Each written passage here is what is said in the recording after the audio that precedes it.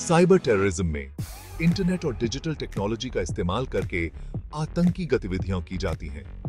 इसका मकसद होता है कामों में रुकावट पैदा करना और डर फैलाना। ये हमले सरकारों, व्यवसायों या व्यक्तियों पर किए जाते हैं ताकि राजनीतिक, धार्मिक या वैचारिक लाभ उठाया जा सके। पारंपरिक आतंकवाद के विपरीत साइबर टेररिज्म में टेक्नोलॉजी का इस्तेमाल मुख्य हथियार के रूप में होता है, जो इसे एक आधुनिक और विकसित होता हुआ खतरा बनाता है। पारंपरिक आतंकवादी बम विस्फोट और गोलीबारी जैसी शारीरिक हिंसा का इस्तेमाल करते हैं, जबकि साइबर आतंकवादी डिजिटल तरीके से काम करते हैं। साइबर आतंकवादी बिना किसी शारीरिक मौजूदगी के एक साथ कई जगहों को निशाना बना सकते हैं। वे एन्क्रिप्शन का इस्तेमाल करके गुमनाम रहते हैं, जिससे कानून प्रवर्तन एजेंसियों के लिए उन्हें ट्रैक करना मुश्किल हो जाता है। दोनों का मकसद डर पैदा करना और अपने लक्ष्यों को हासिल करना होता है, लेकिन उनके तरीके बहुत अलग होते हैं।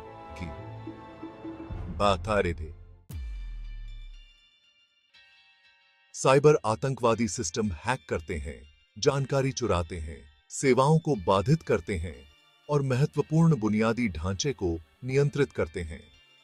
वे डेटा चोरी, सिस्टम क्रैश और वित्तीय नुकसान पहुंचाने के लिए मैलवेयर फैलाते हैं। फिशिंग हमलों से लोगों को धोखा देकर उनकी संवेदनशील जानकारी हासिल की जाती है और उसका फायदा उठाया जाता है। Distributed Daniel of service (DDoS) हमले नेटवर्क को ओवरलोड कर देते हैं, जिससे व्यवधान और अराजकता फैलती है।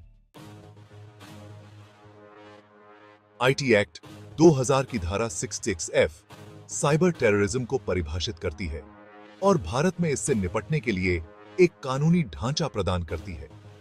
यह इलेक्ट्रॉनिक माध्यमों से भारत की एकता, अखंडता, सुरक्षा या संप्रभुता को खतरा पहुंचाने वाले कृत्यों को संबोधित करता है। यह कानून प्रवर्तन एजेंसियों को साइबर आतंकवादियों की जांच करने, उन्हें गिरफ्तार करने और उन पर मुकदमा चलाने का अधिकार देता है। साइबर टेररिज्म से उत्पन्न अनूठी चुनौतियों का समाधान करने के लिए यह कानूनी भेद बहुत महत्वपूर्ण है। आईटी एक्ट की धारा C6F के तहत साइबर टेररिज्म के लिए आजीवन कारावास और भारी जुर्माने का प्रावधान है। ये कठोर दंड अपराध की गंभीरता और राष्ट्रीय सुरक्षा पर इसके प्रभाव को दर्शाते हैं। कानून अपराध में इस्तेमाल की गई संपत्ति को जब्त करने की भी अनुमति देता है, जिससे साइबर आतंकवादियों के कामकाज में बाधा आती है। कठोर दंड एक निवारक के रूप में काम करते हैं और साइबर टेररिज्म के गंभीर परिणामों को उजागर करते हैं।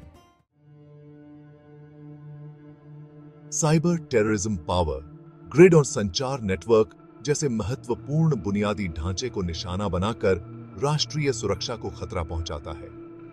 सरकारी डेटाबेस से संवेदनशील जानकारी की चोरी राष्ट्रीय सुरक्षा को खतरे में डाल सकती है।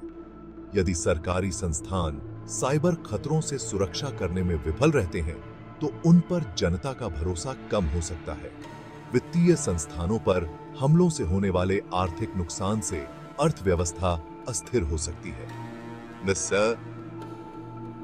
जिससे राष्ट्रीय सुरक्षा प्रभावित हो सकती है।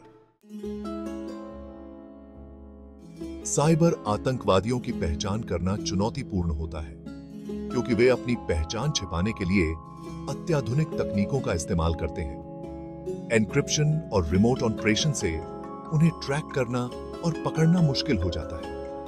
इंटरनेट की वैश्विक प्रकृति के कारण अंतरराष्ट्रीय सहयोग की आवश्यकता होती है, जो मुश्किल हो सकता है। तेजी से तकनीकी विकास का मतलब है कि कानून प्रवर्तन एजेंसियों को प्रशिक्षण और प्रौद्योगिकी में लगातार निवेश करना चाहिए।